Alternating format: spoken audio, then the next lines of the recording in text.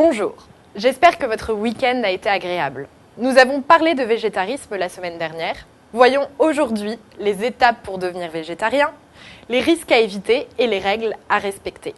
Car sachez que le végétarisme est tout à fait compatible avec la méthode Montignac. Le végétarisme implique que l'on ait un apport protéique suffisant. L'idéal est d'apporter autant de protéines animales que végétales. On trouve d'excellentes protéines dans les sous-produits animaux, les œufs et les produits laitiers.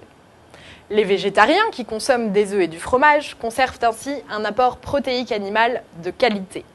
Il faut par ailleurs privilégier le soja sous toutes ses formes, car c'est un excellent produit, très riche en protéines végétales qui sont aussi bien absorbées que les protéines animales.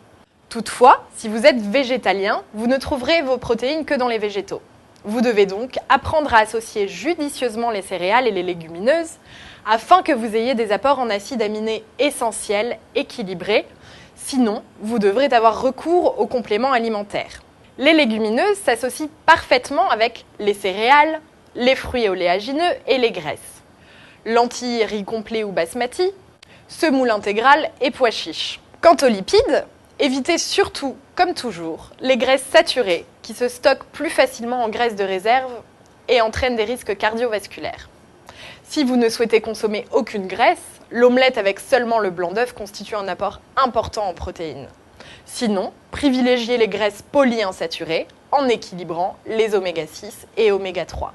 On trouve des oméga 6 dans l'huile d'arachide, de tournesol, etc. Et des oméga 3 dans l'huile de colza, de lin, de noix, de germes de blé, de chanvre et de caméline, ainsi que dans les algues et les légumes verts à feuilles, la mâche, le chou, la laitue, les épinards. Le choix des glucides dans le végétarisme se fait, comme d'habitude, en fonction de leur faible index glycémique. Privilégiez alors les céréales non raffinées et les légumineuses qui fournissent d'excellentes protéines végétales.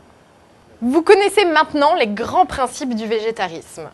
Mais veillez surtout toujours à une bonne répartition des aliments pour prévenir les carences et atteindre vos objectifs de perte de poids et de bonne santé. Rendez-vous sur le forum pour échanger votre recette. Pourquoi ne pas mettre au point un bon chili con carne végétarien ? Bonne semaine!